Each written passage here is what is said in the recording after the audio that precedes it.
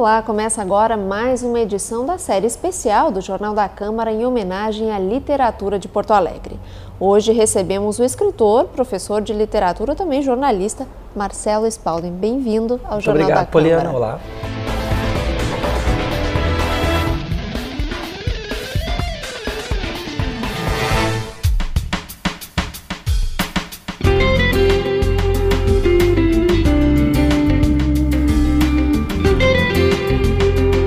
Marcelo Spalding nasceu no início dos anos 80. Uma década depois, já decidira ser escritor. Autor de 5 obras individuais, Marcelo publicou o primeiro livro aos 16 anos. Marcelo, tua carreira, tu és bem novo, né? Comparado aos nossos convidados aqui. A tua carreira começou bem cedo, né? É verdade. Quando eu tinha 11 anos, ganhei um concurso de 0 hora, jornalista por um dia, e percebi que eu ia ser escritor. Que ia trabalhar com letras, na verdade, né? Eu ia ser jornalista, escritor ou professor. E depois, com 15 anos, escrevi meu primeiro livro, que eu publiquei com 16. É muito cedo para publicar um livro, mas na época não existiam os blogs, então se eu quisesse ser lido, eu deveria publicar um livro, né? Qual foi essa obra primeiro? Foi As 5 Pontas de uma Estrela, que eu escrevi com 15, 16 anos, né? E publiquei logo depois. Isso foi em 98, 99, então a internet ainda era não existia ainda essa proliferação da web como tem hoje. Foi muito bom, porque comecei a dar palestras em escolas, acabei lançando outros livros e me interessei em fazer mestrado em literatura, doutorado e continuei me aperfeiçoando nessa área, né? Então hoje já estou há 12 anos trabalhando. A tua formação inicial, quando publicaste esse primeiro livro, era só a literatura da escola, não tinha. Na verdade, eu sempre brinco que quando terminei o colégio, achei que eu era o maior escritor do mundo, né? Porque os professores bajulam, os pais bajulam, os amigos mais ou menos bajulam. E o meu editor na época, o Valmor Santos, ele sugeriu que eu fizesse a oficina do Assis Brasil, de criação literária. E isso eu estava com 18 para 19 anos.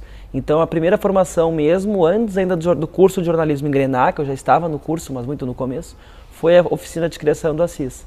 E lá eu reaprendi a escrever, né? Primeiro eu descobri que eu não era o maior escritor do mundo. Apesar de já ler muita coisa, se tinha aquela ideia de que ou existiam os autores consagrados ou os autores que não sabiam escrever. E entre os consagrados e os demais existe uma gama enorme de escritores. O Rio Grande do Sul tem muitos escritores fantásticos, comecei a conviver com alguns deles pela Associação Gaúcha de Escritores. Então foi muito bacana essa época, né, de aprendizado. Aí logo depois queria trabalhar então dando aula com letras e resolvi fazer ou faculdade, ou especialização, ou mestrado. E o Assis Brasil sugeriu que eu fizesse mestrado em letras e literatura. Fiz o mestrado, mas no meio do mestrado eu fui fazer faculdade de letras para dar aula. E aí acabei o mestrado e a faculdade ao mesmo tempo e hoje consigo dar aula de língua portuguesa, além de trabalhar como escritor. Marcelo Spalding leciona nos cursos de Letras e Jornalismo da Uniriter. Na universidade também ministra a oficina de criação literária. Esse legado das oficinas do Assis Brasil, que formou tantos, continuou formando tantos escritores, e agora que tu levas adiante também em outra universidade, né? Como é que é essa experiência de ver pessoas como tu, né, que estão ali querendo aprender? As oficinas são fantásticas, primeiro porque elas formam leitores. Talvez entrem 15 alunos numa turma de oficina, 3, 4, 5 sigam a vida de escritor. Mas 10 ou todos os 15 serão leitores, né? Leitores mais treinados, mais apurados. A oficina ela tem esse caráter e as pessoas vão na oficina procurando isso, não necessariamente se tornar escritores reconhecidos, publicar obras. Eu acho que o Assis Brasil tem um grande legado, além dos alunos dele, esses alunos multiplicam as oficinas. Então o Roberto Medina, o Agento Tiquian, o Kiefer, Pedro Gonzaga, a Cíntia Moscovitch, hoje são muitos escritores com oficinas. Eu tenho feito algumas oficinas lá na universidade, também tenho algumas oficinas online, e sempre com a ideia de trazer um pouquinho da teoria de literatura para o texto criativo, né? Para a escrita, para a discussão, para a leitura, tornando a literatura algo que nós possamos ver os bastidores daquela criação. Tem funcionado. E das tuas outras obras? São outras 4 obras, é isso? Isso, de obras individuais, né? São o Vencerinho das Tortas, que é um livro infantil-juvenil, o A Cor do Outro, que é um livro adolescente, o Mini Contos e Muito Menos, que é um livro de mini contos, um gênero que eu me dediquei no mestrado, então gostei muito de trabalhar com ele. E o Crianças do Asfalto, que é um livro em que eu pesquisei pesquisas de mestrado e doutorado da URGS, da psicologia da URGS, sobre meninos de rua, e transformei essas pesquisas em ficções. É um livro bem bacana, ele foi lançado por uma editora de São Paulo, a Casa do Psicólogo, e é um livro em que eu ainda pretendo relançar esse livro de uma outra forma, com outro formato. Ele é muito pesado, porque imagina que as histórias são pesadas, né? E porque é um livro que eu acho muito interessante do ponto de vista social, etc.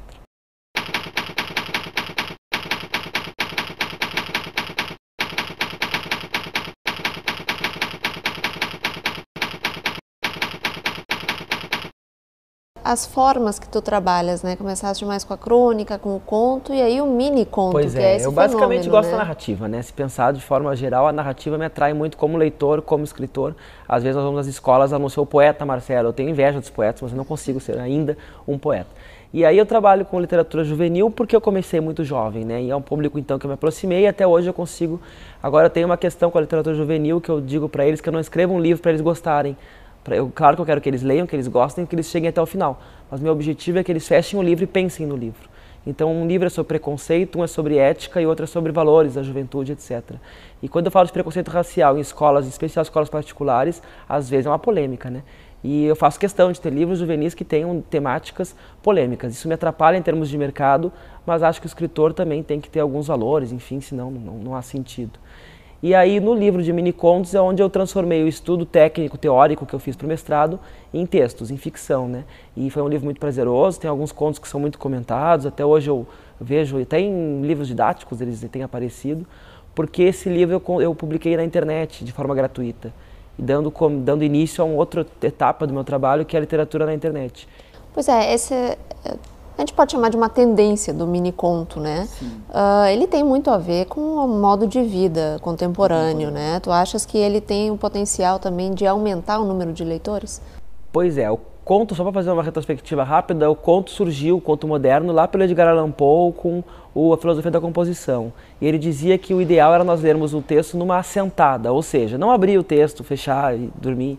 Também e aí, uma época em que mudava o modo de vida, o modo de né? vida, Os trens, exatamente. tudo E aí mais. ele dizia que era 2 horas o tempo de leitura. Então os contos tinham 20 páginas, 22 páginas, 30 páginas. Quanto tempo será que nós temos para ler um texto hoje?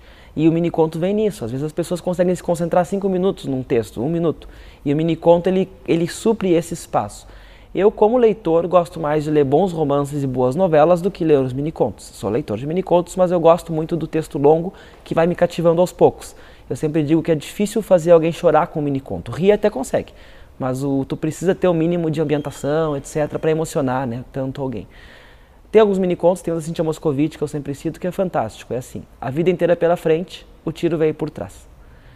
Agora, se cria mais leitores ou não, é difícil de saber, porque às vezes tem aquele leitor superficial que lê um mini-conto, lê outro, começa a escrever também um mini-conto, mas ele não vai além daquilo, ele não consegue ler um conto de 1, 2 páginas, ele jamais vai ler um Edgar Allan Poe, porque ele não conseguiu fazer essa transposição.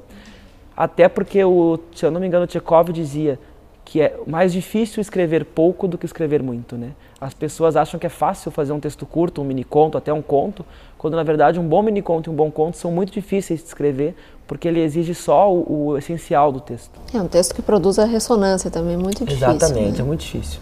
Agora, sobre o teu projeto, o Hiperconto, né, que vem um pouco dessa tentativa de trabalhar com novas plataformas, né? Como é que foi isso? Pois é, por essas loucuras da vida, né, eu trabalhei a vida inteira fazendo sites na internet. Então, durante 10 anos eu estudava literatura, dava palestras e trabalhava com sites. Aí surgiu a oportunidade de fazer doutorado e a minha orientadora, a Lúcia Rebelo, comentou de se trabalhar com literatura e novas tecnologias. Isso já faz 4 anos. Achei fantástica a ideia. Existem poucos projetos de literatura na internet ainda, mas a minha ideia é a seguinte: não se sabe se o livro vai ou não vai acabar daqui a 100, daqui a 200 ou daqui a 1000 anos. Há 1000 anos atrás o livro não era o que é hoje, daqui a 1000 anos não se sabe. De qualquer forma, a literatura não acaba, a leitura não acaba, porque a leitura e a literatura são partes da humanidade. E onde a literatura pode estar? Hoje a gente já vê literatura na internet. As pessoas reclamam muito que é ruim de ler na tela, mas é que os livros que nós temos na internet hoje, na sua maioria, esses chamados e-books, são simplesmente livros feitos para imprimir, colocados na tela. É como se filmasse uma peça de teatro e passasse ela no cinema, ficaria horrível, né? Ninguém aguentaria assistir. Então a literatura digital ela requer um outro tipo de concepção do texto. E aí entra o multimídia, a interatividade, a participação do leitor e o que mais os escritores criarem, que nem se imagina ainda, né? Nesse sentido, eu tentei criar um texto chamado Hiperconto, eu criei esse nome Hiperconto, né? Mas esse nome está pegando, eu vejo que já tem outros lugares usando, não porque tenham lido o meu termo, mas porque hiper de hipermídia, de hipertexto, né? Em que o leitor vai participando através de links. Ah, isso era possível fazer antes com os livros? Sim, existem livros juvenis em que pulava para a página 5, 20, né? Mas era diferente porque tu tinhas um livro de 100 páginas em que o leitor de fato lia 20 páginas. Havia uma limitação espacial para isso. Com a internet essa lógica ela pode ser infinita. Além de outras questões criativas que os autores aos pouquinhos vão utilizando. Eu poderia citar hoje o Sérgio Caparelli com o Ciberpoesia, é um site do ano 2000, então já é um site, né, dos primórdios da internet, que tem toda essa característica. Existem sites da Organização de Literatura Eletrônica dos Estados Unidos, que também são projetos de literatura para a web. E aos pouquinhos estou tentando trabalhar com isso. Quando acabar o doutorado vai ficar mais fácil produzir ficção. Pois é, justamente, essa parte acadêmica da vida toma muito tempo do escritor, né? A gente tem aqui no Rio Grande do Sul uma tradição de grandes escritores que também são grandes acadêmicos. Como é que tu te viras nessa divisão do tempo? Na verdade eu sempre digo assim, as pessoas perguntam se dá para viver de literatura, né? Viver de literatura depende da tua concepção. Então, se viver de literatura para mim também é dar aula, é pesquisar, de repente ter uma bolsa, enfim. Então, quando eu percebi que gostava muito disso e queria viver de alguma forma de literatura, o caminho acadêmico foi o caminho que hoje nos oferece essa possibilidade. Ainda não havia mestrado em escrita criativa, então foi mesmo na teoria da literatura. E eu dei uma sorte que quando eu comecei a pesquisar literatura na internet, existiam alguns sites pipocando, mas não havia ainda um grande objeto de estudo. E no meio disso surgiu o iPad, então o objeto hoje é o Alice no País das Maravilhas no iPad. Quando eu terminar esse estudo específico da Alice no iPad, aí eu posso voltar a produzir essa ficção. Tem algumas ideias, mas eu preciso ainda... É um trabalho, né? Além do trabalho de escrita, tem todo o trabalho técnico de produção, que pode ser com um programador, pode ser por conta própria, mas ele é tão ou mais trabalhoso que o texto.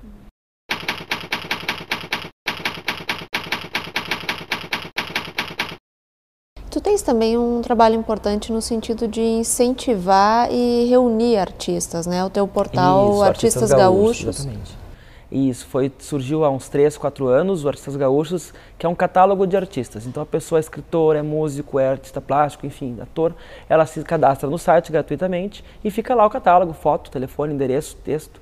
Existe uma curadoria, digamos assim. O site é um catálogo de artistas do Rio Grande do Sul, nascidos ou residentes no Rio Grande do Sul. E tem dado muito certo, tem mais de 300 artistas plásticos, 300 escritores, pessoas que eu sempre digo assim, nós não temos a obrigação de sermos profissionais na arte, porque viver de arte não se sabe que não é fácil. Mas todos lidam com a arte de uma forma profissional. Então as pessoas têm interesse em lidar com a arte de forma profissional. Nós temos algumas palestras, cursos, eventos para falar, incentivar a profissionalização do artista, né? E o Vitor Castiel, uma vez num evento, falou isso, que arte não é que nem geladeira. A pessoa compra uma geladeira num dia, ela vai comprar outra geladeira daqui a 5 anos, quando estragar a geladeira dela. Se tu comprares um livro hoje e gostar do livro, amanhã tu compra outro livro. Então os artistas precisam trabalhar também de forma conjunta para que a arte como um todo entre na vida de algumas pessoas que não consomem e não usam arte, né? E esse grupo de artistas das mais diversas artes que a gente tem em Porto Alegre, essa troca de referências é importante também para consolidar certos contextos. Com certeza, né? Nós vimos nos eventos pessoas do teatro conversando com produtores, conversando com músicos, daí surgindo um terceiro projeto. Acho que isso sempre é muito salutar. A minha ideia de trabalhar com literatura digital, num segundo momento, é montar um grupo de artistas de áreas diversas para fazer essa literatura digital. Porque a literatura digital é música, fotografia, texto, né? Não, tu foge apenas do texto. Exato. E da tua experiência no contato com outros escritores de Porto Alegre, tu achas que a gente tem uma cena literária nova, com escritores novos também, com essa tua mesma bagagem, tua As pessoas trajetória? vão dizer que existem panelinhas nos grupos, né? E eu estava brincando com um amigo que em Porto Alegre não tem mais uma panelinha, tem um fogão, porque são várias panelinhas separadas. Então existe sim uma cena literária bem forte. Espero que o público leitor acompanhe essa cena literária, porque senão os escritores morrem de inanição, né? Nós temos muitos escritores, muitos poetas e poucos leitores, mas existem grupos de poesia, existem grupos de contos, então eu acredito que esses grupos todos, e muitos deles muito jovens, né? E são grupos que às vezes não têm necessariamente contato uns com os outros, não por questões de birra, mas porque não conhecem ou não têm essa oportunidade, né? E pelo site eu vejo a cada evento um outro grupo, juntaram 8, 9, 10 pessoas, montaram um grupo, lançaram um livro. As oficinas fazem muito esse papel de publicar livros e muitos daqueles artistas continuam escrevendo. Então eu acredito que a cena ela é muito forte, sim. E o problema é que o nosso público leitor ainda não consegue acompanhar isso, né? Acho que nós precisamos, no Estado como um todo, investir mais em educação, porque o problema da leitura passa pela educação. A formação de leitores. Às vezes nós pegamos um aluno formado, né, do 8º sério, ou que chega na universidade, que vai ler o livro e começa. O gato passou. Esse aluno não consegue ler um livro, não porque ele não gosta, ele não consegue ler um livro. É como mandar eu correr uma maratona amanhã, eu não vou conseguir, eu não estou treinado, habilitado para isso. E aí a educação falha um pouco nesse aspecto. Então nós precisamos incentivar mais ainda a educação, a leitura, para que esses escritores tenham respaldo, continuem escrevendo e continuem produzindo. Teu projeto em literatura digital, tu acreditas que vai ter um papel importante na formação de novos leitores? As pessoas perguntam isso. Eu, a princípio, acho que a tecnologia não forma leitores. Quem forma leitores é a educação. Eu sempre brinco que na França dizem que existem 7 vezes mais leitores que no Brasil, né? Mas eu acho que o salário do professor na França é 7 vezes maior que no Brasil. Então eu acredito que a educação forma leitores. Mas é inegável que a tecnologia ajuda a trazer aquele leitor que de repente não está encontrando nos gêneros anteriores, no Machado de Assis, enfim. Ele gosta de ler, mas ele não encontra nesses gêneros. Uma porta de entrada. Ele pode ser que pela internet ou pelas tecnologias novas, às vezes pelo acesso, porque vamos combinar que existem pessoas que não conseguem comprar livros, porque livros são caros. Aí vai se dizer, não, mas tem muito livro gratuito, só que são livros clássicos e não são os livros que eles querem exatamente ler. E a literatura na web, em geral, é gratuita, então também é uma porta de entrada. Muitas escolas têm usado isso como porta de entrada para o escritor na escola. E depois, se a pessoa vai ou não ler, eu acho que é uma questão pessoal, né? Tem um autor que diz, o Daniel Pena, que as pessoas têm o direito de não querer ler. Que ler é um direito, não é um dever. Agora, é um crime quando as pessoas querem ler e nós não damos a ela acesso. Ou porque ela é subalfabetizada, ou porque ela não tem acesso a uma biblioteca, ou porque ela não sabe, não entende daquele meio literário para ler. O Rio Grande do Sul ainda tem índices um pouco maiores de leitura do que o resto do Brasil. Qual é a tua expectativa para o futuro da literatura e dos leitores em Porto Alegre? Se investe muito em Porto Alegre, no Estado, a Câmara do Livro, a Prefeitura de Porto Alegre, o Governo do Estado, investem muito nisso, em formação de leitores, nos escritores indo às escolas. Aqui existem autores que vivem só dessa ida às escolas, um trabalho muito forte, organizado.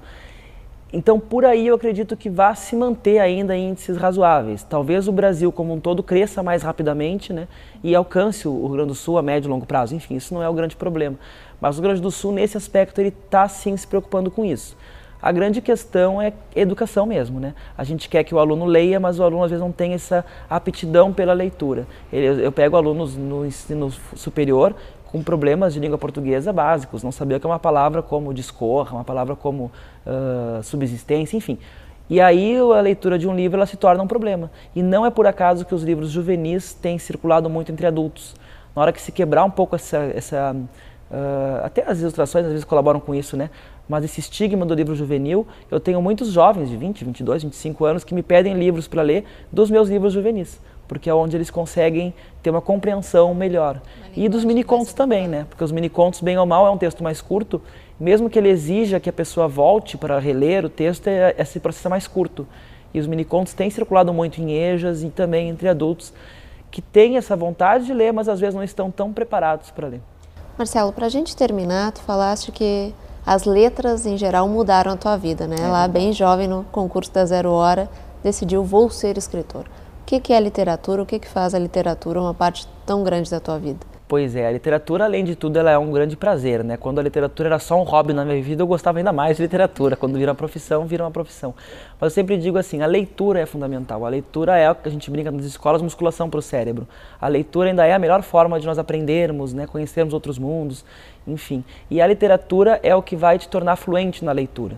Se uma pessoa que pega um advogado, um estudante de direito, ele precisa ler um livro de direito de 100, 200 páginas, se ele não está acostumado a ler, ele não vai conseguir ler. E ele não vai começar a ler pela legislação, ele vai começar a ler pela literatura. E aí é importante que nós também não estigmatizemos tanto alguns tipos de livro que são porta de entrada para a literatura. Tem a sua função. Qualquer livro que um adolescente leia, ele vai criar essa fluência, vai criar o seu senso crítico. Então eu acho que ler também é um exercício e a literatura é o nosso grande caminho para esse exercício. Tá certo, Marcelo. Muito obrigada pela participação no Jornal da Câmara. Quero agradecer também a sua audiência. O Jornal da Câmara hoje termina aqui, mas a gente se vê na próxima edição. Até lá.